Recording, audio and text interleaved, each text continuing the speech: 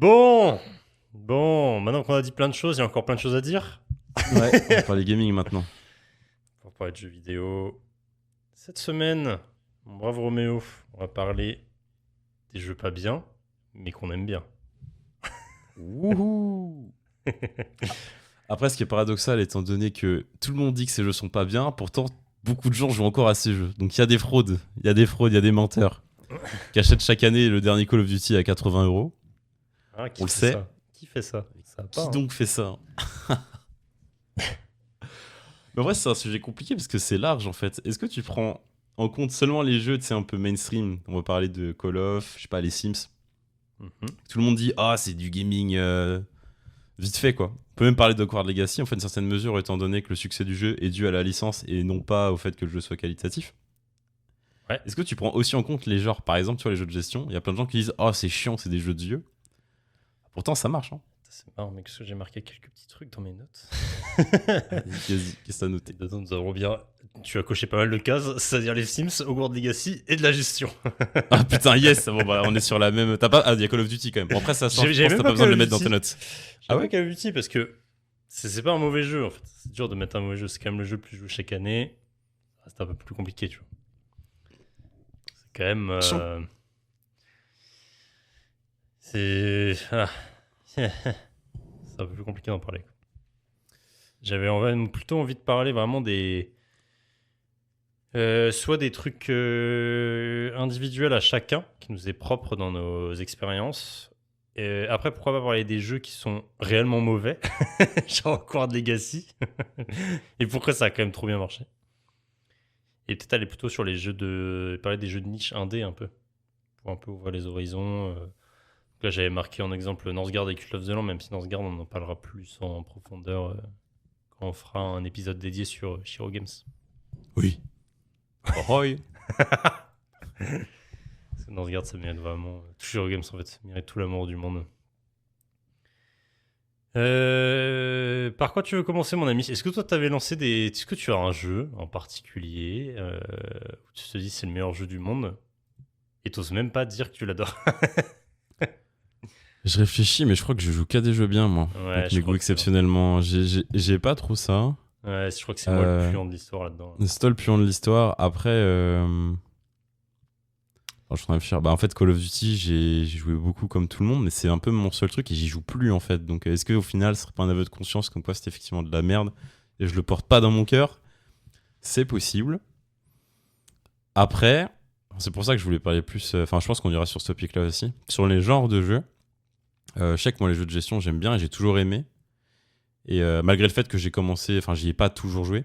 Et ça a toujours été vu comme des jeux de vieux. Non, non, moi, je suis désolé, j'ai bon goût en fait. Moi aussi, Roméo, j'ai des bons goûts. J'ai de très bons goûts. C'est juste que les gens n'ont pas vu la lumière encore. Je suis peut-être un être divin qui est Capable capable d'apprécier un McDo comme de la haute gastronomie. Putain, c'est magnifique ça. Exactement. Exactement. Je peux me dire que peut-être c'est le meilleur mets au monde. Moi, je parlerais bien de Hogwarts Legacy en premier. Si tu veux parler de. On va parler direct des jeux qu'on n'aime pas. Ouais, on va commencer par le C'est le jeu plus qu'on aime. caca et Ah. après on ira sur les trucs les plus gris, tu vois, genre. en Allez, mode, énervons la commu. Non, mais c'est bien, faut en parler, c'est important parce que je pense que moi j'ai passé ce moment en tant que souffrance seul avec moi-même et qu'il est temps que je puisse extérioriser tous mes ressentis. C'est très Bon, important. du coup, tu vas être mon invité et je vais t'interviewer. Alors, vu que toi, Ouais, t'as subi tiens, on va l'expérience. faire comme ça me paraît très marrant. Du coup, moi, la première question que je me pose, c'est étant donné que l'univers en soi, même si t'es pas un gros fan, c'est sympa, tu vois. La magie, le château, c'est un peu sombre. On est d'accord, c'est ça qui t'a attiré dans un premier temps, c'est que t'as vu l'univers, tu te dis, oh, dans un RPG, ça peut être chouette. Tu vas me dire pas du tout. Alors moi, honnêtement, je pense que la licence Harry Potter, elle me parle pas spécialement. Genre, j'ai pas lu les livres, les films me transcendent pas des masses. J'ai trouvé ça même un peu... La découverte est rigolote et après, j'ai l'impression que je m'en foutais un petit peu de ce qui se passait des personnages. En fait, j'aime pas les trois personnages, je pense. À la limite, j'aime bien Hermione, je la trouve rigolote parce qu'elle est chiante. Mais Ok. je trouve que déjà, ça fait quelque chose qui était fade pour moi. Mais le côté magique quand même de l'univers, il est bien représenté. Tu vois. Je trouvais qu'il marchait mieux, tu vois, dans les Animaux Fantastiques, même si j'ai regardé que le premier, parce qu'après... Non, j'ai peut-être regardé le 2 comme des Animaux Fantastiques. Je trouve que tu ressens tu sais, le côté magie de l'ambiance Harry Potter, ça marche vachement bien. L'univers, t'as envie quand même de. Peut-être t'aimerais bien être dedans. Donc il y avait quand même cet appel-là dans le jeu. Mais c'est surtout quand je regardais en fait la réalisation qui avait été faite, tu sais, les premiers trailers et tout ça qu'on avait eu, je me disais, dis donc, ça a l'air un peu cool quand même. Tu sais, le ballet, tu te balades, tu jettes des sorts, l'école, parce que Poudlard c'est stylé quand même. Et ça avait l'air d'être bien réalisé. Tu sais, ça faisait un beau jeu TPS bien fait. Donc moi, c'était vraiment le côté jeu vidéo. Je me suis dit, tiens, ça a l'air bien. L'erreur. Et en fait, il y avait la hype du moment. Et je m'étais un peu laissé tenter. Genre, je venais de finir un jeu, je ne sais pas ce que c'était avant. Et je m'étais dit, tiens, un petit jeu de transition, on va pouvoir prendre ça, ça a l'air plus léger. Parce que je m'attendais quand même à un jeu. En fait, je m'attendais à un jeu grand public. Tu sais, Ah, Assassin's Creed, par Ouais, exemple. ouais. Vraiment en mode, il n'y a pas eu de prise de risque, c'est une grosse licence. Je pense pas qu'ils ont voulu faire des trucs de ouf, de peur de perdre du monde. Donc ils ont essayé de faire un truc suffisamment générique. C'est le premier open world de Harry Potter qu'on a comme ça, qui est beau et qui est bien réalisé.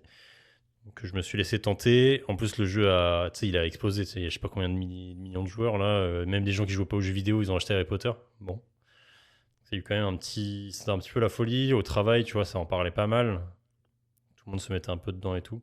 C'est marrant d'ailleurs parce que j'ai pu vraiment voir la différence de consommation du jeu vidéo. Où je voyais bien quand même qu'on est dans une sphère. On est vraiment dans la niche de la niche, nous, quand même, hein, mine de rien. Attends, j'ai pas l'impression de jouer beaucoup aux jeux vidéo, mais ma consommation a quand même rien à voir. Et du coup, je m'étais laissé tenter. Et le début était sympa. Voilà, la découverte était intéressante. Je pense voilà pour la réponse à la question. Ok.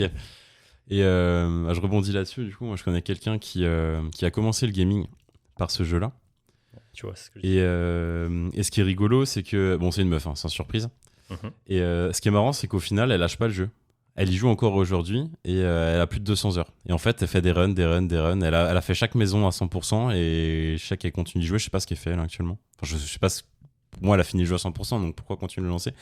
Et je sais pas, je me pose la question, c'est que maintenant que tu as un PC qui te permet de jouer, pourquoi pas découvrir autre chose? Pourquoi tu restes autant bloqué sur ce jeu? Mais parce que tu Ton vois, mec s'est claqué. c'est trop bien, tu rebondis complètement sur la différence de consommation du jeu vidéo que je disais justement. Il y a des gens, en fait, nous, on joue depuis toujours. Tu sais, on joue depuis toujours. En fait, maintenant, on a des attentes et même on connaît les codes, en fait. C'est du coup, quand on reprend des jeux, tu sais, on va insulter des jeux de ouf. Alors qu'en fait, objectivement, bah non, c'est bien, tu vois, ça marche. Et tu prends quelqu'un, c'est son premier jeu vidéo, t'imagines la folie que c'est, toute la découverte ce que c'est, l'interactivité que t'as avec le monde. Si en plus c'est un univers qui te parle très très fort, ça on pourra rebondir après avec d'autres jeux que je joue, que les gens n'aiment pas. Et bah ça crée forcément un moment de folie où tu te sens très très proche du jeu, où tu te dis, bah moi je suis bien dans cet univers-là, je me sens bien là, oh, je me sens super bien là, je suis à Poudlard, je peux à toutes les maisons que je veux, je connais tout par cœur, mais c'est pas grave, j'adore. Et ça crée une zone de confort où, mine de rien, jouer à un autre jeu, c'est s'ouvrir à quelque chose de différent. Peut-être t'es plus dans la sphère c'est ton petit monde que tu connais et que tu t'es créé. Tu rentres dans quelque chose tu rentres dans le jeu vidéo pour de vrai. Donc, faut découvrir d'autres choses, Ouais. faut apprendre les codes, ça reste de l'investissement. C'est toujours C'est un peu le côté, est-ce que je mange le truc que je suis sûr d'aimer ou est-ce que je tente un resto que je connais pas et je prends le risque de pas apprécier mon plat, quoi. Ouais, mais voilà, totalement. Bonne métaphore. C'est un peu la vraiment ça. même, Ouais. la même approche. Et je me disais, il y a un truc que je trouve aussi pertinent, c'est que le contexte est hyper important pour l'appréciation d'un jeu. Étant donné que la plupart des gens qui ont ce profil, c'est des gens qui ne jouent pas, donc pour eux, leur référence à un jeu vidéo, ça va probablement être soit des jeux auxquels ils ont joué dans leur enfance, donc un truc vieux. On prend un extrême, on va dire, d'un dernier jeu auquel ils ont joué, je sais pas, c'est un jeu Game Boy, passe à un open world en 3D avec des quêtes et un univers où tu peux te déplacer librement. Bah, le gap est très important en termes de qualité, donc tu vas voir ça comme un jeu incroyable. Alors que si tu n'as jamais arrêté de jouer, tu vas passer par toutes les étapes d'évolution du jeu vidéo pour arriver à Hogwarts Legacy et te rendre compte que c'est claqué. C'est ça la différence. Parce que terrible. Ouais, ça tombe bien en plus. Et ce qui est marrant, c'est que tu te dis en fait Hogwarts Legacy. C'est pour ça que le contexte et même l'époque à laquelle un jeu sort, c'est hyper important. Ça se trouve, si le jeu il serait sorti il y a 10 ans, peut-être un peu plus même, ça aurait été un jeu extrêmement considéré comme étant pionnier sur certains critères, tu vois. Étant donné qu'en fait, c'est toujours le rapport au temps qu'il faut prendre en compte. Et je peux faire même un parallèle encore plus poussé, c'est avec les 2 derniers Zelda qui sont sortis. Donc, je parle des Zelda, la licence principale, hein. Tears of the Kingdom et Breath of the Wild. Objectivement parlant, Tears of the Kingdom surpasse Breath of the Wild. Parce qu'en fait, c'est tout simplement Breath of the Wild avec plus de contenu et des choses mieux élaborées. Donc, genre, si tu prends le truc d'un point de vue purement objectif, c'est mieux que Breath of the Wild. Je comprends pas les gens qui pourraient dire le contraire. Par contre, Si tu prends du recul, Breath of the Wild, à l'époque de sa sortie, a été une claque bien plus importante parce qu'il était beaucoup plus novateur que Tears of the Kingdom, qui a récupéré une recette qui marche et a rajouté du contenu, qui a du coup suscité quand même une bonne déception. Et là, en fait, tu te rends compte que si c'était l'inverse, c'était Tears of the Kingdom, bon, imagine tu le rends cohérent pour que ça ait du sens qu'il sorte en premier dans l'état actuel des choses, à l'époque où Breath of the Wild était sorti, la claque aurait été d'autant plus grande. Donc en fait, l'époque, il faut toujours le prendre en compte, en fait. Et je pense que ces gens-là, du coup, étant donné que c'est leur premier pied d'entrée, comme tu l'as dit, ils n'ont pas ce recul-là, et donc du coup, ils voient ça comme un banger. Exactement. Bah, bien résumé. Et du coup, l'autre question que j'ai, parce que toi, t'as acheté le jeu, tu t'es rendu compte au bout de combien de temps que, tu t'es fait avoir? Genre, t'as mis quoi, 10, 20 heures, 30 heures? En fait, on va nuancer un peu le propos. Vas-y. Quelqu'un qui a joué pas mal, c'est pas une catastrophe. Genre, tu te divertis quand même. Sinon, j'aurais pas passé 60 heures dessus. Ouais. Et après, moi, à quel moment je me suis rendu compte plutôt de la structure du jeu où je me dis, tiens, je sais exactement ce que je vais faire dans 20 heures de jeu. Honnêtement, je dirais quand tu commences à sortir de l'école, donc assez vite. Ça doit faire, je sais pas, 5-6 heures de jeu, je pense. Ah oui, putain, oui, effectivement, c'est assez vite. Je pensais En que fait, t'allais me dire au quand moins t'es 15 dans heures. l'école, c'est en fait la découverte du jeu. Mais en fait, non, il y a quand même pas mal de trucs. En gros, l'intro du jeu est trop cool. T'as une intro un peu sympa, c'est cinématique, c'est bien mis en scène, tu vois qu'il va se passer des dramas. Après, t'arrives à l'école, c'est rigolo. L'école elle est trop stylée, c'est trop bien réalisé, t'es à fond dedans, les animations elles sont un peu cool, ça marche bien, tu commences à prendre les premiers sorts. Parce qu'en fait, il commence à y avoir les premiers dialogues.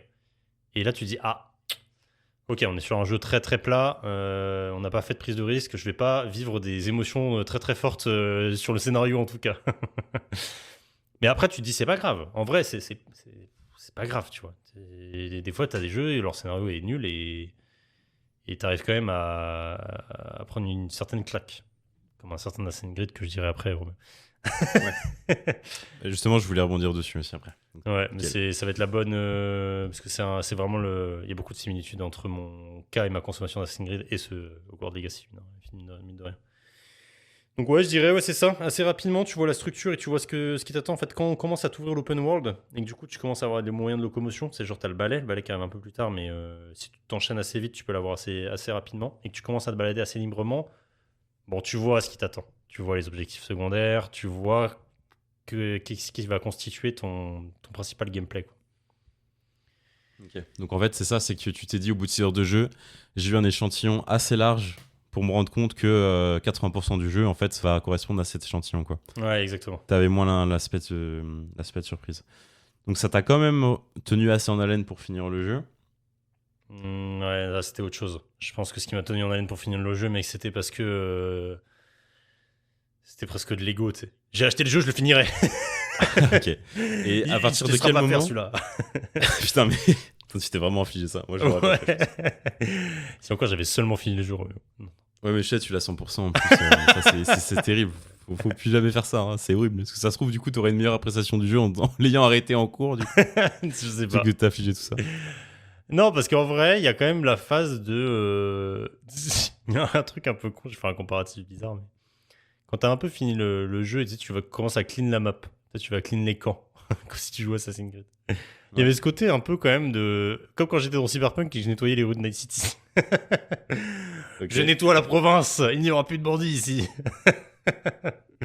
Du coup, en fait, ça devient très mécanique, automatisme, c'est un métier. En fait, tu rentres chez toi et tu dis, ok, j'ai un métier qui m'attend. Putain.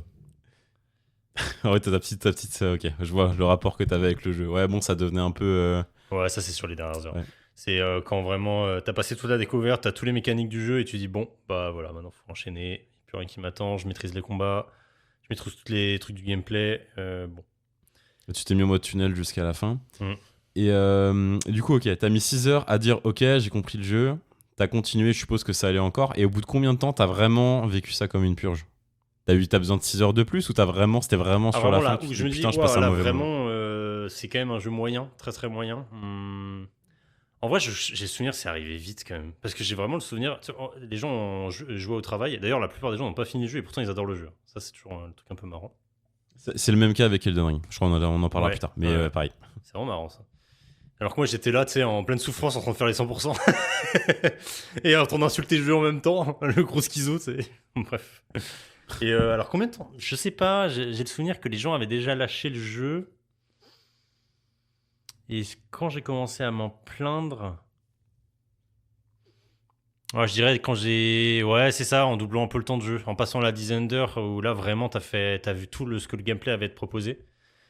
Où là, vraiment, je me suis dit, bon, bah là, du coup, on a un automatisme. Et du coup, après, tu te laisses avancer par l'histoire. Tu te dis, tiens, je vais quand même finir l'histoire principale. Mais en fait, elle est vraiment très, très, très peu intéressante. Avec les rebondissements, il y a... Tu t'en fous un peu. Le méchant, il manque un peu de... Il manque d'enjeu, en fait. Enfin, il manque d'enjeu, non. Tu sauves le monde, encore une fois, mais... Tu sauves l'école, mais... Ça manque quand même de quelque chose. Manque de charisme. Mais c'est Ça, encore c'était plus le... catastrophique que ce que je pensais, parce que du coup, tu me dis, tu l'as fait en 60 heures, t'as vécu ça comme une purge, et en fait, t'en as eu marre au bout de 12 heures, du coup. Donc, ouais, putain, ok. Ouais. Je pensais que t'allais me dire plus vers 30 heures, vers mid-game, tu te dis, bon, c'est commencé à être long, mais non, pas du tout, en fait, t'en as eu marre Ouais, très après, tôt. est-ce que j'en avais... C'est dur de se rappeler, ça fait quelques années maintenant. Est-ce que j'en avais marre? Je pense que tu maîtrises le gameplay, mais t'as peut-être encore un peu d'amusement quand même. Tu sais, où tu prends un peu de plaisir dans les combats. Les combats sont sympas, j'avais bien aimé le système de combat. Il était classique, mais je trouve qu'il marchait bien. Tu sais, quand tu commençais à un peu tâter de ta manette, ça enchaîne bien. Tu sais, tu deviens hyper fort. Et il y avait des espèces d'arènes un peu sur la map, dans les objectifs secondaires, avec certaines qui étaient assez difficiles. Et du coup, ça mettait un peu tes réflexes à fond dedans, et t'étais quand même un peu content de faire ça. Mais après, il y avait 3 milliards d'autres, genre les épreuves de Merlin et tout. Enfin, t'as dû entendre parler de ces trucs-là. Les Ouais. demi-guises. Est-ce que t'as entendu parler des demi-guises, Roméo? Non, ça me dit rien. Je crois que j'ai pas tout C'est regardé des non plus. collectibles à attraper que t'avais partout sur la map. Il n'y en avait pas beaucoup en fait. Ça tombait un peu au pif et tu peux les récupérer que quand il fait nuit. C'est un concept un peu rigolo. Et fallait les récupérer pour pouvoir débloquer le sort qui ouvre les serrures. Donc, qui est de plus en plus. Tu sais, ton sort il s'améliore avec le temps. Plus t'en ramasses, plus tu passes les différents niveaux. Et ça permet d'ouvrir des serrures de plus en plus élevées. Et il y a quoi derrière, Roméo? Des coffres. Bah oui. Qui font du bruit. Qui font du bruit. Ah bah là, c'est vraiment du coffre très très standard qui te donne une récompense de couleur et tu montes ton stuff et en fait tu ressembles à un clown. Bon, tu peux faire quand même comment on appelle ça dans WoW, de la transmogrification là. Tu peux transformer ta tenue sans changer les compétences. Donc ça va, tu peux faire un peu ton styliste quand tu joues. C'est un peu rigolo. Ils ont pas fait comme Cyberpunk au début où tu ressemblais à un pêcheur Ouah, alors que putain. t'étais un mercenaire, quoi. Mais c'est une catastrophe, Cyberpunk. Hein. J'étais en talons avec une jupe et puis une veste de biker et enfin, c'est n'importe quoi. Et j'avais des lunettes bizarres. Mais moi, j'étais très fort, très compétent, Ah, putain. très tanké cette jupe. Et du coup, moi, ce qui me fait réfléchir, ce que je trouve intéressant là sur la conversation, étant donné que bah du coup, effectivement, j'ai pas joué au jeu. Encore une fois, je suis une fraude. Hein. J'aime bien parler des trucs que j'ai pas joué. Ouais. Vout, c'était pareil. C'est 2 épisodes. Ouais. C'est ça. Mais ça me permet quand même d'avoir des idées de réflexion. C'est que, en fait, je me dis quand t'es un joueur aguerri comme nous, qu'on fait pas mal de jeux et qui jouent depuis notre enfance, ce qu'on va chercher en premier, ça va clairement être l'innovation en fait, pour apprécier un jeu. Non, pas pour apprécier un jeu, pour estimer sa qualité. Parce que du coup, on est capable d'apprécier un jeu qui innove pas. Si ces mécaniques, elles sont bien faites, même si elles rénovent pas. Mais à la différence de quelqu'un qui découvre tout, la personne, elle voit le coffre, elle dit, ouah, dinguerie, je vais avoir une récompense, quoi. Tu sais, on réagit pas du tout pareil. Alors que nous, même si on voit que le coffre est doré, tu souffles. Ouais, Donc, parce que ça t'a fait. Parce que c'est une mécanique qui est trop évidente en fait. Alors, elle a fait ses preuves, hein. Il n'y a pas de doute. Hein. Mais là, dans un jeu solo où tu es immergé dans un univers, là en plus d'une licence phare, bon, je sais pas si t'avais envie de voir des coffres de couleurs dans un Harry Potter, tu vois. C'est ouais. pas. C'est le côté RPG, je m'en fous un peu. Moi, j'aurais bien voulu qu'ils creusent plutôt le côté école, le côté. Tu fais des cours et tu essaies de trouver une dynamique pour faire des cours intéressants, où tu dois apprendre tes sorts et du coup d'avoir un système sur les sorts qui est un peu moins. Peut-être tu apprends tout très vite. Quand même. Après, Ouais. ils ont justifié ça dans l'histoire par t'arrives directement en dernière année, je crois, un truc comme ça.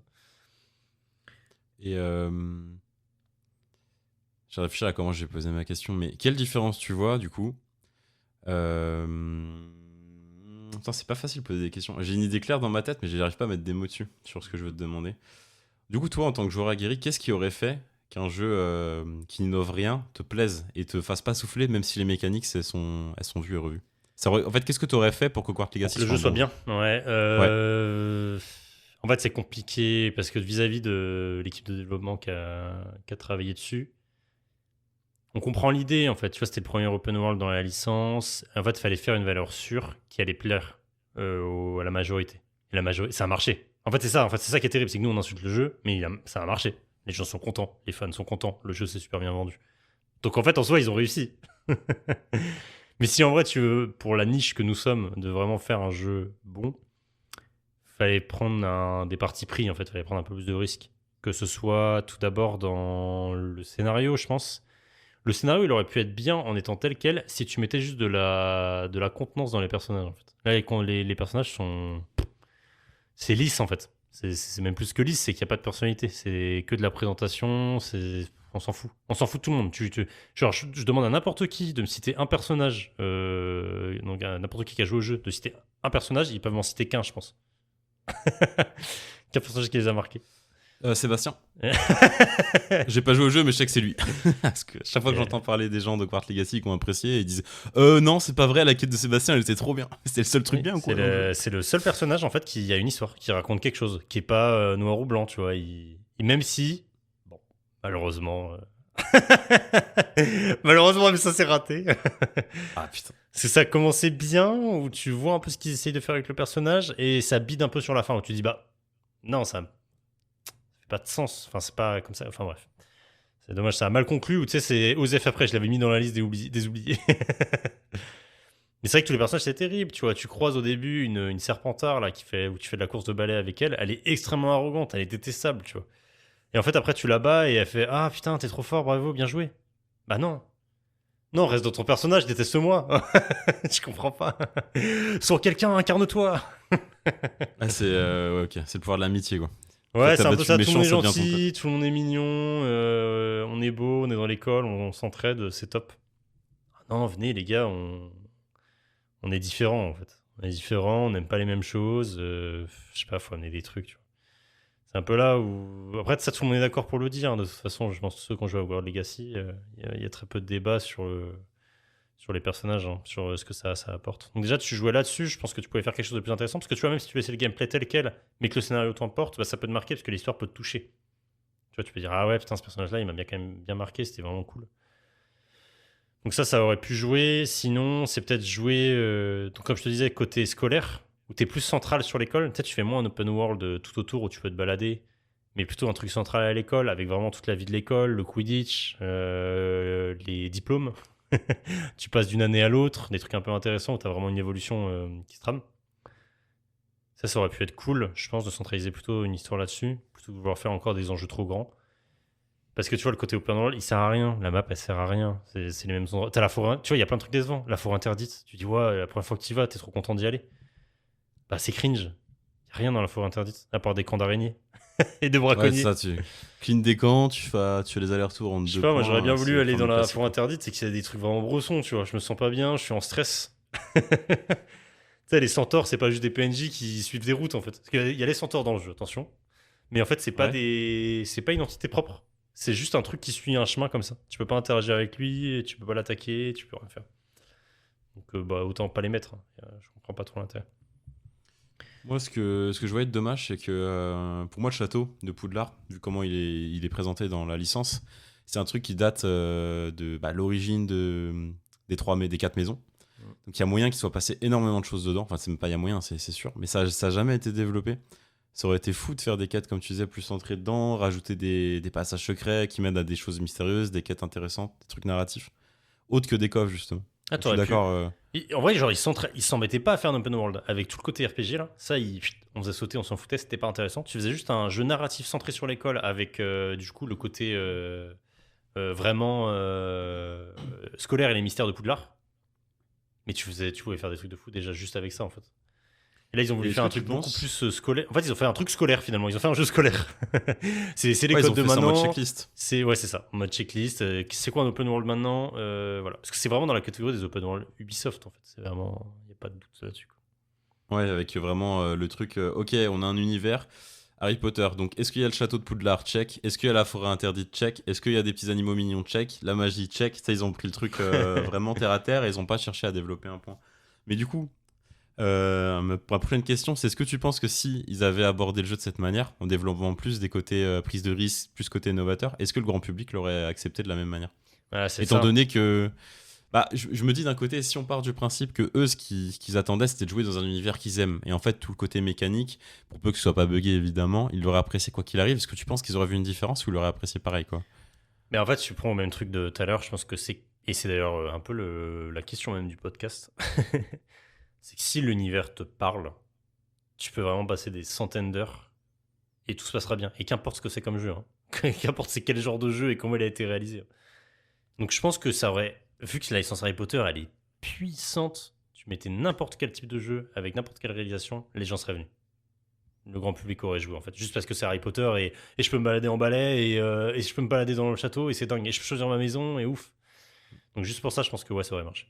Donc honnêtement, il pouvait prendre des risques sans avoir peur que le jeu bide, hein. Sauf si vraiment le truc était vraiment trop avec des parties pris trop forts. Mais en fait, t'avais pas besoin d'aller très très loin pour faire vraiment un excellent jeu. Tu vois, que ce soit pas juste un jeu bien réalisé et très scolaire, mais juste un excellent jeu où tu te dis putain, c'est vrai que c'est vraiment un bon jeu au-delà du fait que ce soit un Harry Potter. Mais par contre, que les fans se disent oh, c'est trop bien, je suis dans l'univers de Harry Potter, j'adore. Je pense que tu pouvais faire plaisir à tout le monde en prenant un peu plus de risques, quand même.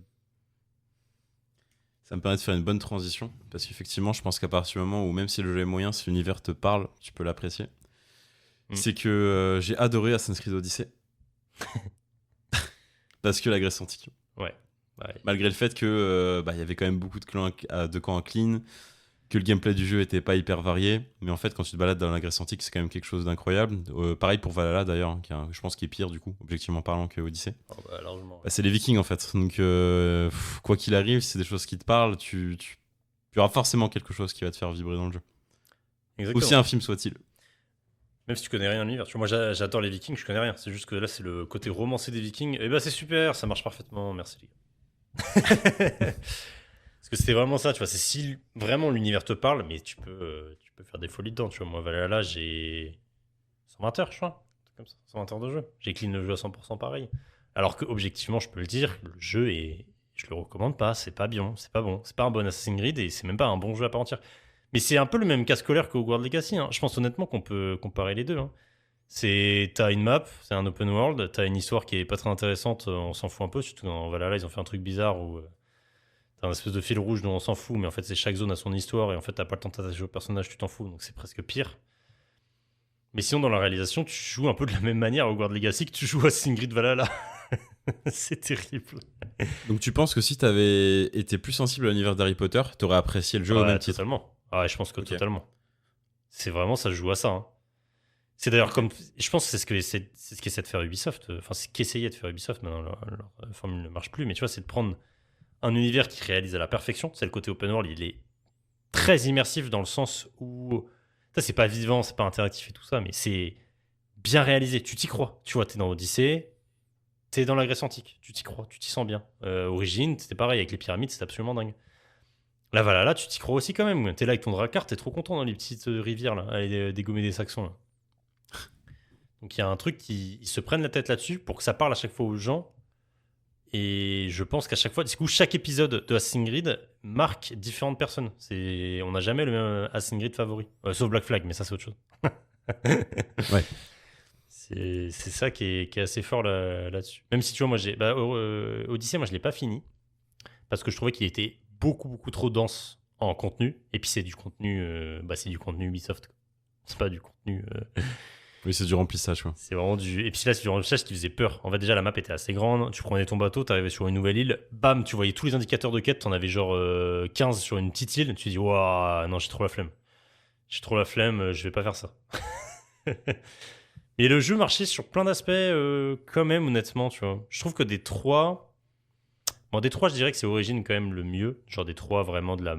Je trouve que c'est la même trilogie, hein. Je sais pas si tu es d'accord avec moi. Je pense que c'est un peu l'objectif qu'a fait Ubisoft. Oh, si, totalement. Ils prennent un biome qui fait rêver pas mal de gens. Grèce antique, Égypte, Viking. Et après, c'est la même recette. Si, je suis totalement même, je pense que Shadow, là, le prochain, il va être dans le même Japon, panier. Parce que ça a l'air d'être, c'est le skin Japon. Ouais.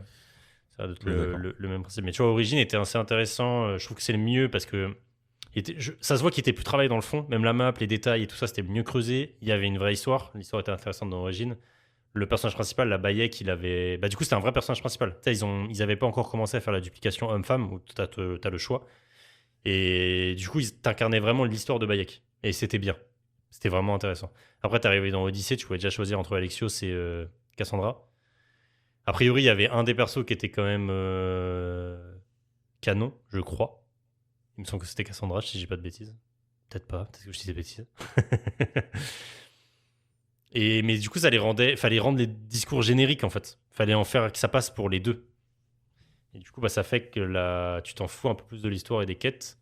Mais par contre, dans le gameplay, ça marchait pas mal. Tu vois, je comparais tout à l'heure avec Hogwarts Legacy quand tu avais des arènes où tu sais, tu te bats contre plein de mecs en même temps. Dans Odyssey, t'as quand même un système un peu marrant où t'allais dans un camp où t'avais je sais pas combien de centaines de Spartiates là, et t'es là en train de faire ton combat qui dure des heures avec des mercenaires qui pop en plus en plein milieu des combats. Le truc est infinissable. Et toi, t'es là en train de te battre comme un dieu et t'es à fond dedans, et je trouvais que ça marchait vachement bien quand même.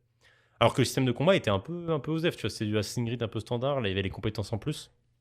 Là, je trouvais que celui d'origine était mieux trouvé, mais t'avais quand même un système qui faisait que ça marchait bien dans Odyssey, dans le côté fourre-tout, bordel, épique, tu vois.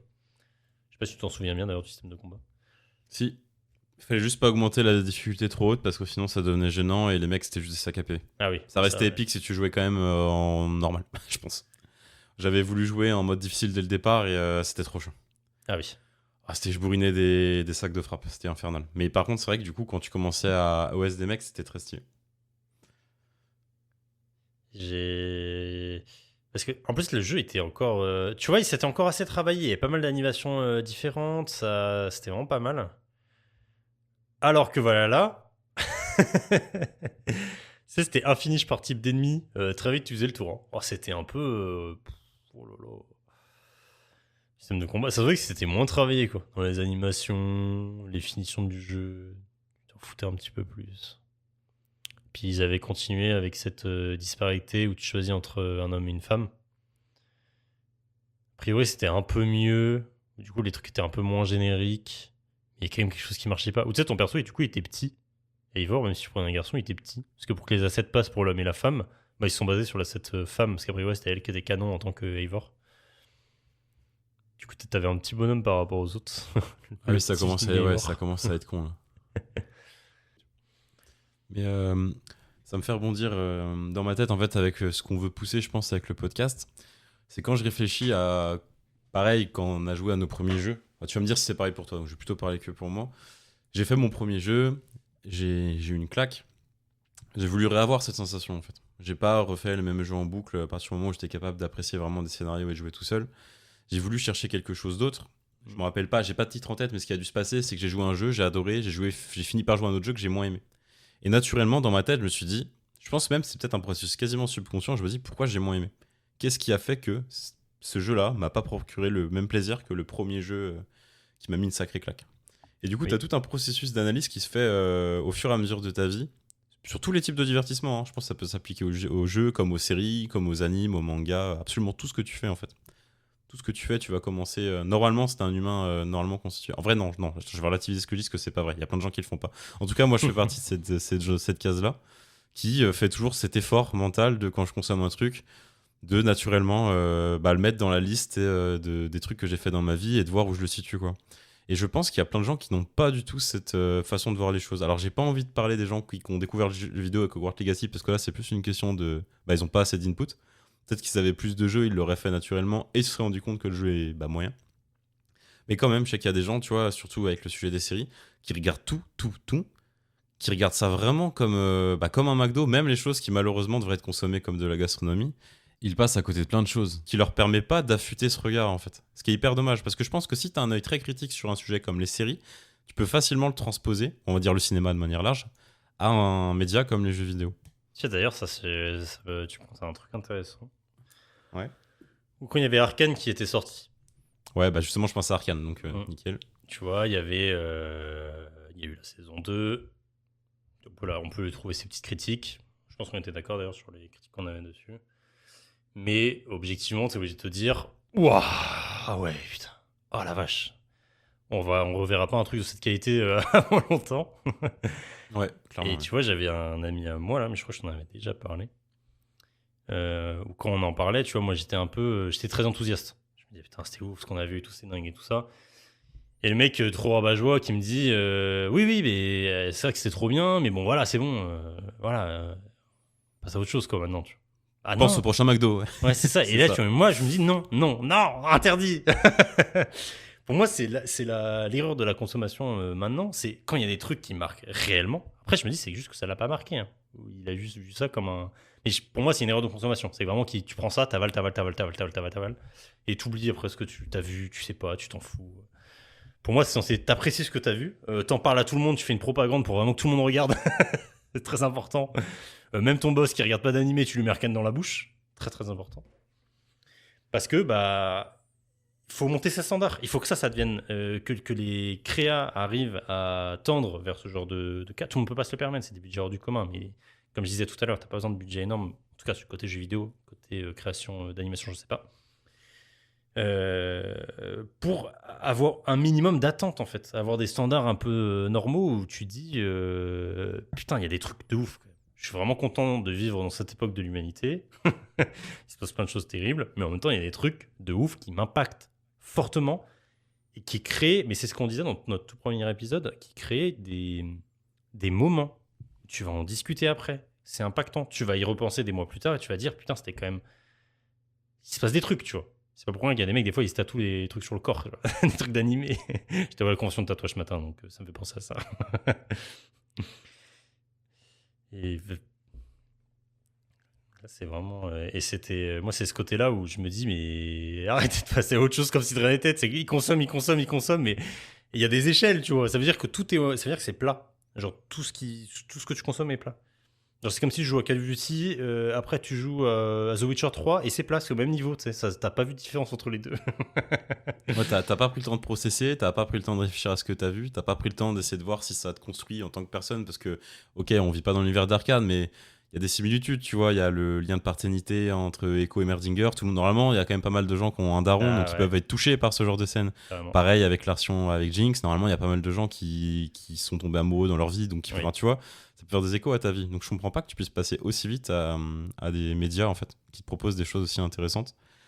Après, je pense que c'est vraiment une question d'habitude. Mais en fait, je sais même pas si c'est ça, parce que j'ai eu ça très tôt et je sais que personne m'a dit, ouais, quand tu consommes un truc, faut le consommer comme ça. J'ai eu ça de Tu le fais manière naturellement. innée, en fait. Mais c'est vrai Ouais, que je pense c'est qu'on ça. a, de tous les deux, on n'a jamais eu les.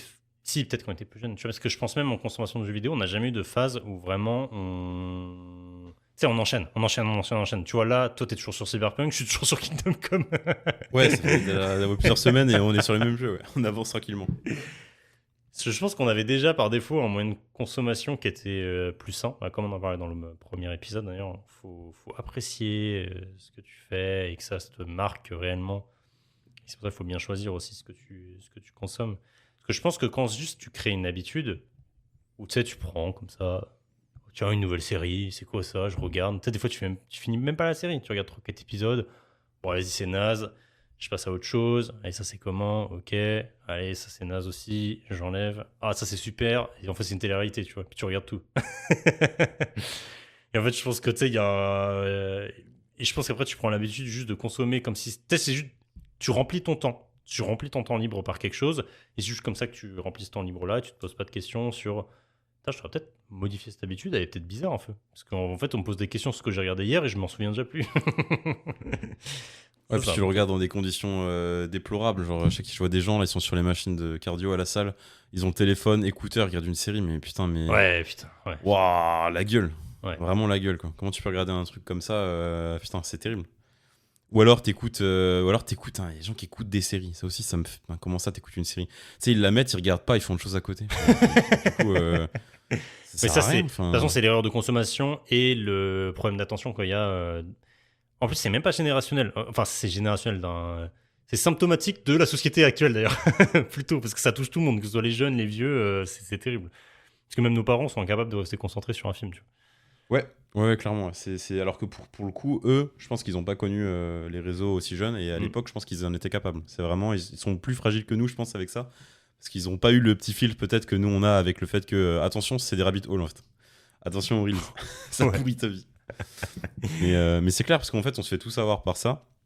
Moi, je sais que les réseaux, j'ai banni au max. Et surtout, j'ai banni sur mon téléphone. Parce que quand je les avais, j'avais le réflexe un peu fantomatique dégainer mon tel dès qu'il y avait un petit moment de flottement. C'était terrible. Ah ouais. Et je m'en suis rendu compte rapidement. J'ai désinstallé. Je fais non, ça c'est mort. Par contre, je commence pas à être un gogol comme ça. Et ce qui s'est passé, c'est qu'après que j'ai désinstallé tous ces trucs-là, je continuais de sortir mon tel. Mais sauf que j'avais rien à faire. Donc en fait, j'avais juste le temps de constater putain, c'est fou à quel point c'est ancré, ce rapport à la consommation. On l'a tous en fait. Après, c'est comment tu te laisses emporter ou pas par ça. Bah carrément. En fait, c'est ça, faut prendre du recul. Tu vois, avec ma nana, c'est ce que je fais où on essaye de. Je suis trop chiant. Genre, quand tu vois, on se pose là pour mater un truc, et genre, je lui demande. Tu te rappelles ce qui s'est passé dans le dernier épisode? Putain, il l'atteste. Il y a un examen à chaque épisode, putain, l'horreur. Et ouais, parce que je sais qu'elle a tendance à se faire avoir. Tu vois, je sais que des fois, elle passe ses soirées, elle lance des séries comme ça, un peu au pif, pour s'occuper de son temps. Des fois, elle regarde même pas la série, hein. C'est juste un fond comme ça. Ouais, c'est ce que je te disais tout à l'heure, ouais. Vraiment, elle écoute. Enfin, elle écoute vite fait, quoi. C'est un fond. Et du coup, elle met des fonds comme ça, elle en lance plein, parce qu'en fait, c'est que des trucs de merde. Et ça, c'est interdit, en fait. Ça, c'est interdit. Donc, du coup, quand elle consomme quelque chose avec moi, qu'on regarde quelque chose ensemble, t'as intérêt de te mettre à fond dedans. Tu lui poses son téléphone, tu le mets face écran sur la table. Surtout si c'est un truc que moi j'aime bien, c'est quand je lui fais regarder un truc que j'ai aimé, genre tu sais, quand c'était IQ. Oh, il n'y a pas un moment d'inattention, hein. Tu es bien concentré, hein. Tu te souviens du nom de tes personnages, hein. Ah, ça m'explose de rire. J'imagine, vous êtes tous les deux dans la série, mais toi tu regardes pas la télé, tu la regardes elle. Tu regardes bien que ses yeux ils sont sur l'écran. Mais des fois ça m'arrive, hein. Je deviens complètement fou, hein. Le malade mental. Mais en fait, c'est parce que j'aime pas ça. Je me dis, tu peux pas faire ça en fait. C'est le moment où tu sais, les gens se déconcentrent complet. Tu sais, ils se lèvent, ils prennent leur téléphone, ils vont chercher à manger quelque chose. Tu dis, est-ce que tu veux que je mette pause? Ah non, t'inquiète. Ah putain, mais moi je mets juste pause. T'inquiète. Elle se lève, je mets pause. Il n'y a pas de pop, tu reviendras. Il y a tout qui doit rentrer dans ton cerveau. Parce qu'en fait, pour moi, je pense que l'attention, la concentration, il faut la travailler. Il faut vraiment se forcer à la travailler. Il faut vraiment se mettre dedans. Et parce que si tu laisses filer au fil des années, mais tu récupères ça jamais en fait. T'as perdu ce truc-là après. Après, t'es incapable de même pas, je sais pas, lire un article. Tu vois, l'article, tu commences à lire, tu feras vas-y flemme. Parce que tu peux plus te concentrer. Mais c'est pas possible, non. Non, faut faire des trucs là. Ça, c'est comme le fait de s'endormir, moi, devant un film ou une série. Bon, là, vas-y, les gens sont plutôt différents. Moi, je suis peut-être un gros nazi, en fait, mais... Ah, moi, je peux pas, je comprends pas. Pour moi, si t'es happé par quelque chose qui est bien, à la limite, le truc, il est nul, ok. Ouais. Ah oui, si c'est nul, effectivement, ouais. Quelque chose qui est vraiment bien. Genre, vraiment, tu sais, quand tu demandes à la personne, c'était vraiment trop bien, mais je l'ai regardé en 3 fois parce que je me suis endormi devant. Bon, mais comment tu t'endors devant? Normalement, ton cerveau, il est en hypnose. Mais bon, ça... Je suis ouvert d'esprit, faites ce que vous voulez de vos vies. Non, moi je suis pas ouvert d'esprit. Moi, du coup, je vais être méchant. Je pense que non, en vrai, je pense qu'on n'est pas tous différents. Je pense que c'est justement propre à l'appréciation d'un contenu. Parce que là, je prends l'exemple de ma copine. Je sais que quand on était les premières fois qu'on regardait des trucs, elle avait ce symptôme-là. Elle l'a plus du tout. Ah ouais, alors, attends, disclaimer, c'est pas moi, je l'ai pas matrixé, hein. Je l'ai pas matrixé pour. Alors, si j'ai dû un peu appuyer, genre si je voyais qu'elle sortait son tel devant une série, je me rappelle pas, j'ai dû faire une réflexion, mais elle l'a jamais trop fait. Mais c'est vrai que maintenant, quand on regarde un truc, elle s'endort plus en fait. Donc je pense qu'à force de discussion, elle a dû se rendre compte que bah ça sert à rien si tu fais pas cet effort-là. Sinon, ça sert à rien, exactement. Et sinon, c'est vraiment juste du divertissement complètement standard et tu n'en prends rien. Alors effectivement, moi, je suis pas sur le sur le développement perso sur toute ta vie. Mais pour moi, normalement, le divertissement fait partie d'un ensemble cohérent que tu prends en charge. Tu sais, c'est du... Mine de rien, quand tu regardes une série ou un film, c'est du temps passif. Donc, vraiment que ce temps passif ne soit pas que un truc vide que tu as oublié dans 2 jours. Ah, c'est ça, on parle pas que du fait que ça doit te servir à lancer un business, mais au moins que ça te construise un peu en tant que personne, en termes de référence, ça te permettra d'avoir des discussions intéressantes, etc., sur plein de sujets. Oui, parce que tu regardes... En fait, genre, tu peux regarder... Je sais pas, en même temps, t'es fan des Fast and Furious. Moi, j'aime beaucoup les Fast and Furious, donc j'ai le droit d'en parler. C'est objectivement des films, oui. Oui, c'est de la série B, c'est bête. Mais c'est un divertissement que tu peux prendre en tant que tel, t'en rappeler et te rappeler des gimmicks, tu vois. Et ça fait, du coup, c'est pas un contenu qui va te faire un développement perso où tu vas devenir meilleur individuellement, mais c'est un truc que tu vas pouvoir en parler, te dire, putain, c'était quand même vraiment marrant. LOL, Dwayne Johnson, il arrive à te faire un hélicoptère avec un bras. Bah, c'est marrant, en fait, il faut que tu le gardes en tête, ce truc-là. Donc n'importe quoi en fait, c'est vraiment la consommation est importante. Ça on en avait bien parlé je crois dans le premier épisode. Ouais, de toute façon oui clairement, ça va être un sujet récurrent de notre podcast parce que c'est hyper important. C'est ce qu'on veut, on veut sauver les gens, sauvons les gamers. C'est ça, sauvons les gamers, exactement. Sauvons les geeks de manière générale je pense, parce qu'au final ça touche un peu tous les trucs geeks. Et je reviens sur les gens qui s'endorment, je pense aussi que t'as le côté un peu réconfortant, je pense que c'est ça en fait. les gens qui consomment le divertissement de manière passive, c'est genre, il n'y a aucune analyse, aucune réflexion sur ce qu'ils consomment.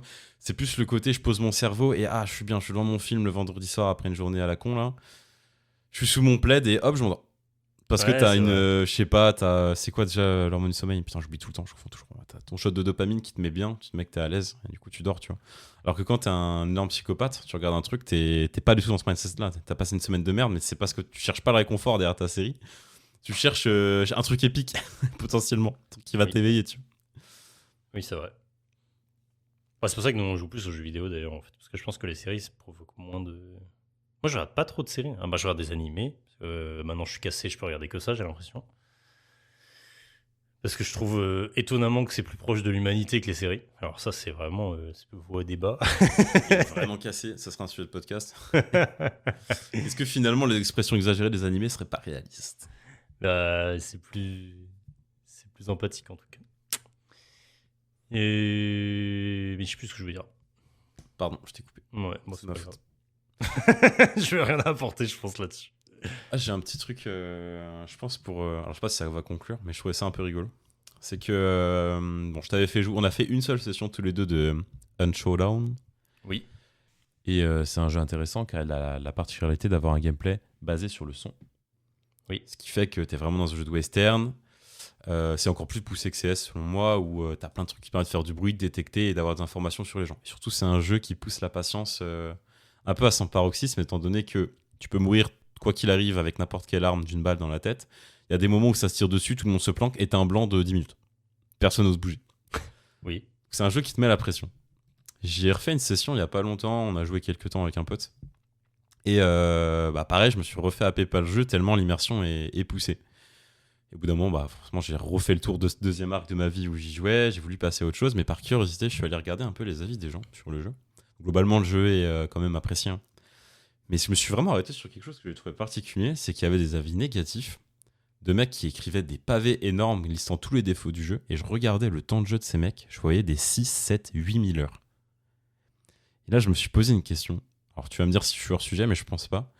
C'est qu'à partir de quel moment tu te dis, quand t'es quelqu'un qui apprécie la finesse dans un jeu, t'apprécies l'innovation, à partir de quel moment tu lâches l'affaire et tu passes à autre chose? Parce que tu peux pas dire, quand t'as 8000 heures de jeu, qu'un jeu est mauvais, même si les derniers patch notes vont pas dans la direction que tu veux, en fait. Parce que je me dis, mais attends, mais c'est bon, tu l'as épongé le jeu, normalement. Je comprends pas que, oui, le jeu va peut-être pas te correspondre tout au long de sa vie de développement.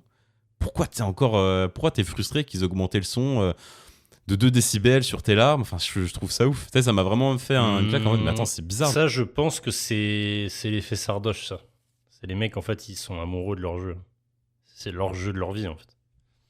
C'est Ils juste ont une qu'ils version sont- préférée, c'est même pas le, tu sais, c'est même pas le 2, le 3, le 4. Ouais, ma version préférée, c'est la 1.27.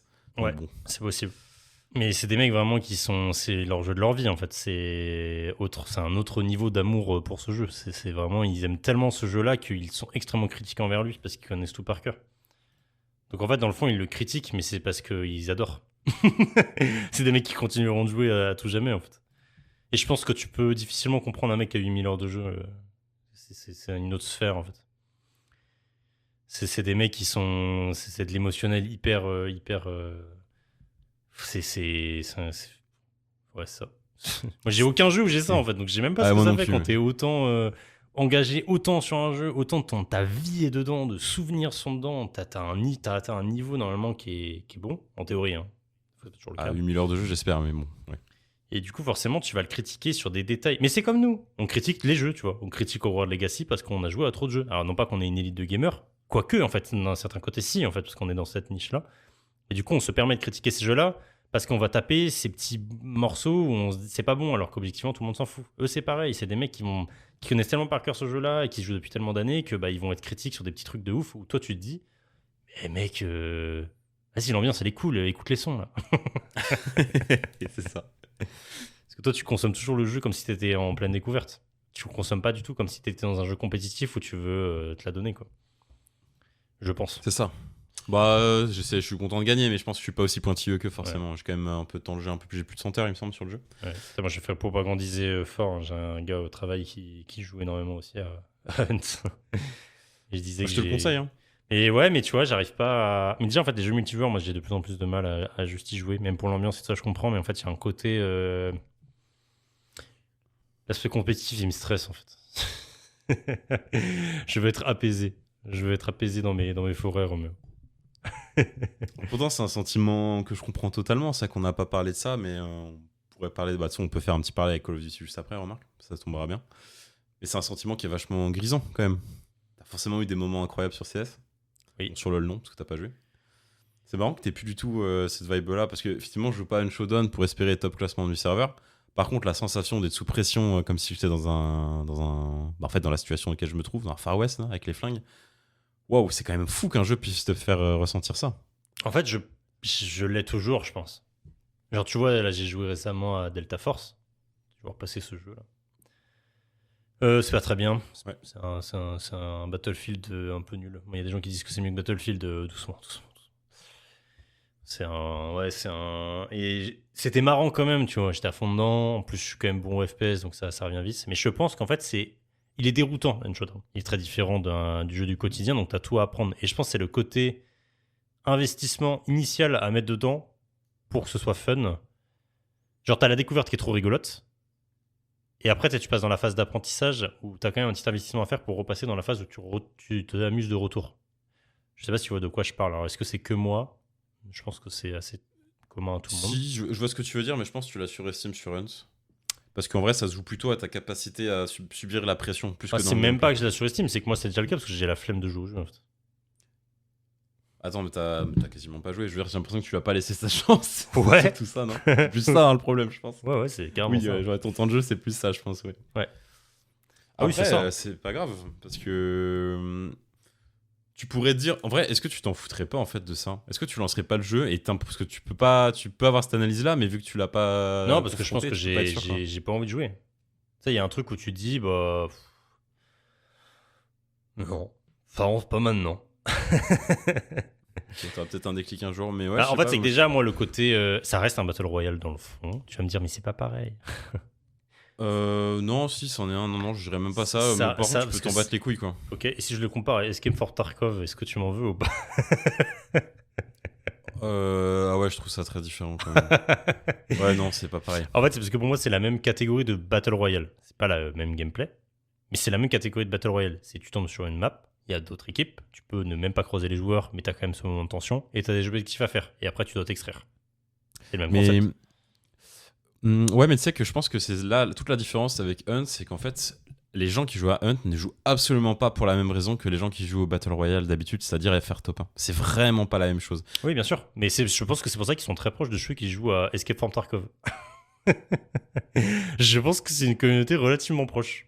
Je pense. C'est pas peut-être les mêmes joueurs, mais je pense que c'est relativement proche. Parce que c'est le même genre de mécanique. Tu vas pas pour faire un top 1 dans un BR classique, tu vas pour passer ce moment. Après, Hunt a quand même un truc qui est bien supérieur, je trouve. C'est vraiment, effectivement, comme tu dis, le côté immersion et la prise de duel qui n'a rien à voir, en fait, qui est très particulière. Parce que c'est de la planque, c'est du son très très exacerbé, c'est un peu curieux. Mais moi, tu vois, c'est que déjà, les Battle Royale, je n'aime pas. J'aime pas ce mode de jeu-là.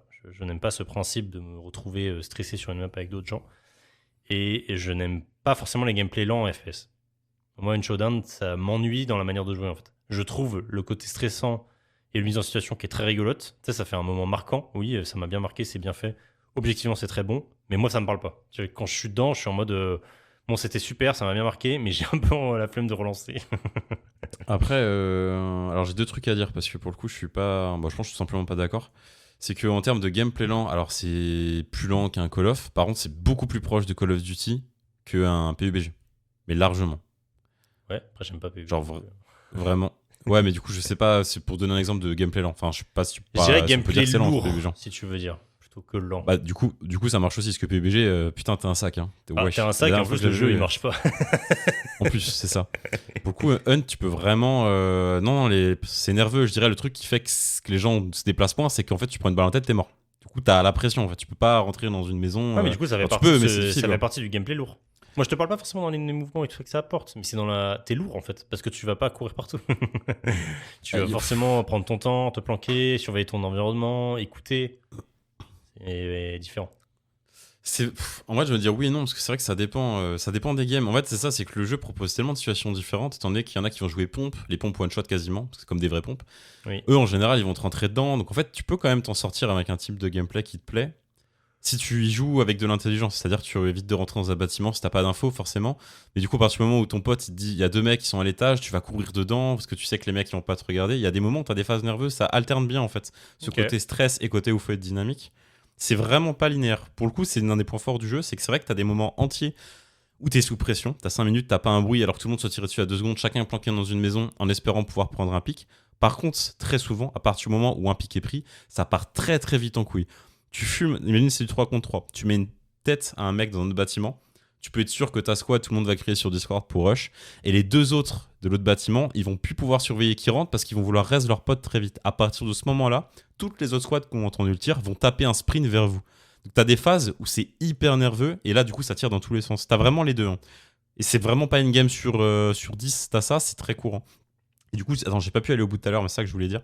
C'était que je pense que la plupart des gens, du coup, bah, sans doute comme Escape from Tarkov, jouent au jeu pas pour l'aspect Battle Royale, mais exactement pour ces scènes-là, en fait. Ces moments de jeu qui sont totalement épiques. Parce que là, ils ont sorti un mode, alors je sais pas, ça fait depuis combien de temps, mais il n'existait pas quand j'avais fait mes premières sessions de jeu, qui se base uniquement sur ça. C'est-à-dire que tu as le mode classique, tu popes sur une map, tu cherches les indices pendant un moment, ce qui peut être un peu chiant parce que tu cours beaucoup. T'arrives au boss, tu tues le boss, t'essayes de t'extraire avec la prime, ou alors t'as une phase de gunfight avant ou autour du boss ou pendant que tu le fais. Ça, c'est le mode classique. Et le nouveau mode, c'est le boss est déjà mort, il est dans le bâtiment, faut juste aller sur son cadavre et activer la prime. Ah oui. Ce qui fait que t'as juste la phase où t'es sous pression et tout le monde se tape dessus ou alterne entre les phases de tranquillité, les phases de rush, etc. Donc ils ont vraiment fait un mode orienté sur ça. Et en fait, ce mode-là, clairement, tu t'en fous de faire top 1. Je pense vraiment que la plupart du temps, les gens s'en foutent de faire top 1. D'autant plus que tu gagnes vraiment pas beaucoup d'argent parce que tu as tout le système avec les chasseurs que tu dois acheter. Oui. Donc du coup, si tu spams ce mode-là, en général, même si tu gagnes, tu finis par plus avoir assez d'argent pour avoir un stuff décent, donc tu retournes au mode classique. Donc en fait, tu joues pas à ce mode-là pour la récompense d'être top 1, et etc. Je pense que tu joues vraiment pour le côté immersif de duel que tu as avec les autres Ouais. équipes. Mais c'est vrai que moi, c'est juste une question de. Là, pour le coup, c'est vraiment une question de goût. Hein. C'est vraiment l'approche. En fait, je comprends tout ce que tu dis. Je pense que je suis d'accord avec toi sur tout. Mais moi, c'est juste que ça me parle pas. Quand j'y joue, je ressens pas le. J'ai pas l'envie de relancer en fait. Alors je me dis, bon, ok. T'as pas des jeux où t'as des Ok. souvenirs bah, si, forcément, mais t'as des jeux multi où t'as des souvenirs. Moi, je sais que par exemple, tout simplement sur League of Legends, j'ai des games, alors j'en ai fait plein, mais j'ai des games particulièrement qui me marquent encore où je peux faire des refs avec des potes qui étaient dans cette partie-là et tout. Ah oui. Bah moi, c'est Call of Duty. Hein. Moi, je me souviens de tous mes matchs compétitifs, je pense, sur Call of Duty. Ouais, tu te rappelles des actions précises, de Ouais, comment ouais, tu sentais. pas mal de trucs assez dingues. En même temps, là, c'est des shots d'adrénaline vraiment forts. Quand même. Vraiment, Ouais, vraiment parce que forts. t'as vraiment l'aspect compétitif, mais je pense que c'est comparable, c'est juste une question d'intensité, mais en fait, c'est ça que tu recherches sur ces jeux-là, je pense. C'est vraiment, putain, cette game, il s'est passé ça, si ça, il y a eu un duel incroyable, j'ai réussi à faire l'1v3, etc. En fait, c'est vraiment la même chose que tu recherches, je pense. Ouais, mais tu vois, vraiment. mais c'est pour ça que les BR ont été autant un succès. Hein. C'est le côté cette adrénaline-là que ça apporte et qui est très très particulière. Et du coup, dans une showdown, c'est exacerbé. Mais je pense que moi, ça me parle. C'est pour ça que j'aime pas les BR. Cette sensation-là, je ne l'aime pas en fait. Mais pourtant, tu l'avais sur Call of Duty, parce que pour moi, c'est comparable. Non, pas du tout. Pas du tout parce que t'es dans. T'en as un, t'es sous pression parce que t'es dans le stress de ton. Peut-être de la situation, du moment que t'es en train de vivre. Call of Duty, t'es à pleine balle, tout le temps. Ça, c'est de l'adrénaline très très haut niveau parce que t'es en train de te la donner fort. Mais c'est pas comparable parce que dans la situation dans laquelle tu as ce pichot d'adrénaline n'est pas le même en fait. Et moi, de l'avoir dans un côté de BR, en fait, ça me parle pas du tout. Genre, j'aime pas ça du tout. Je suis dans un inconfort. Je me dis, non, j'ai pas envie de reproduire ça en fait. C'est pour ça que j'ai jamais aimé les BR hein, depuis le début. J'en ai aimé aucun. J'ai dû jouer à tous par obligation sociale, mais j'en ai aimé aucun. Et je sais pas, j'arrive pas à voir ça comme un BR, étant donné que j'en ai rien à foutre de cet aspect-là. Moi, j'imagine Mais juste. si, Imagine mais c'est en tu fait cuts c'est dans la, tout le mais jeu. c'est l'environnement. En fait, c'est tout ce que tu me parles, tous tes moments qui toi sont marquants pour toi. Moi, c'est des moments qui me mettent dans un inconfort en fait, que je n'aime pas. Genre, je me dis bah, j'ai pas envie. T'es trop stressé, quoi. T'es Ouais, vraiment. bah, C'est pas mon truc. ouais, c'est ça. C'est pas mon truc. Genre, non, j'ai pas envie de faire ça. C'est comme Je sais pas, tu mets à 17 mètres de haut dans un accrobranche. Putain, c'est super, je me dépasse, mais alors j'ai vraiment pas envie d'être là. Ok, ok, je comprends. Je le referai pas juste après, quoi. C'était super sur le moment, mais voilà. Tu sais, tu diras, bon, je regrette pas de l'avoir fait, mais je le referai pas. Ouais, c'est vraiment ça. C'est vraiment ça, mais je critiquerai jamais quand même ces jeux qui ont apporté beaucoup de choses. Il y a une Showdown qui est quand même. Il est trop particulier en marquant, plus ouais, dans ce genre-là. Trop Ouais. marquant, quand même. Je comprends. Ouais, bah, rien que pour la qualité de l'immersion, ça c'est quelque chose. Bon, là, c'est indépendant du fait que ce soit un BR. Imagine, t'appliques ce principe-là sur un FPS classique, donc pas BR, on va dire compétitif.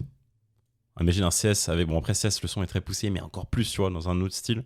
C'est vraiment quelque chose de. C'est vraiment une feature très sympa. En vrai, je pense que t'enlèves ça au jeu, il perd vraiment toute sa saveur. T'enlèves quasiment. Enfin, pour moi, là, vraiment, le touch, c'est peut-être 100% subjectif. Ouais. Mais moi, je perdrais vraiment tout l'intérêt, en fait. Parce que des fois, t'as des moments. Je te parle d'un moment en particulier où on était dans un bâtiment avec mon pote. On savait qu'il y avait des gens qui étaient au rez-de-chaussée, on était à l'étage, donc on surveillait l'escalier. Il n'y a pas un bruit. Par contre, tu fais du bruit quoi qu'il arrive, c'est-à-dire que même si t'es accroupi et que tu marches, t'entends le bruit. Et on entendait tout doucement les bruits de pas du mec qui montait. Ah oui. Ah, la pression était incroyable. Bon, ça, on l'a vécu plein de fois à ce moment-là. Mais en fait, dans ce genre de situation, t'as vraiment. Tu focuses ton écran comme un âne, juste en espérant voir le bout de la tête dépasser et le fumer avant qu'il dure. Côté cowboy est sympa pour ça. Mais ok, bon, ouais, non, en vrai, je comprends ton avis. Je pense que c'est du coup subjectif. Oui, J'avoue que pour le fun, ça serait rigolo qu'on se fasse une session pour voir si. Est-ce que vraiment tu restes sur cet avis-là global à la fin? Je pense que tu resteras dessus en vrai. Ouais, je pense aussi. Je pense aussi, c'est comme.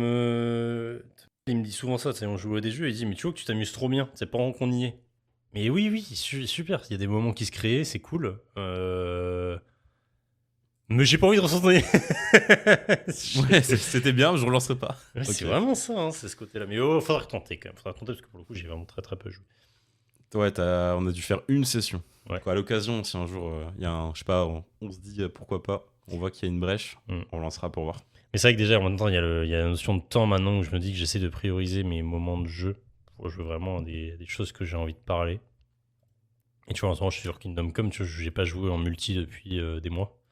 Ouais. Vraiment que je trace ce jeu d'ailleurs, hein, mais je sais pas, j'ai trop envie de le faire à fond. Je suis trop bien, tu sais, genre je crois que j'ai 70 heures déjà dessus. Et je suis pas lassé du tout. Genre, je suis trop content encore de faire tout ce qu'il y a dans le jeu, c'est pas possible.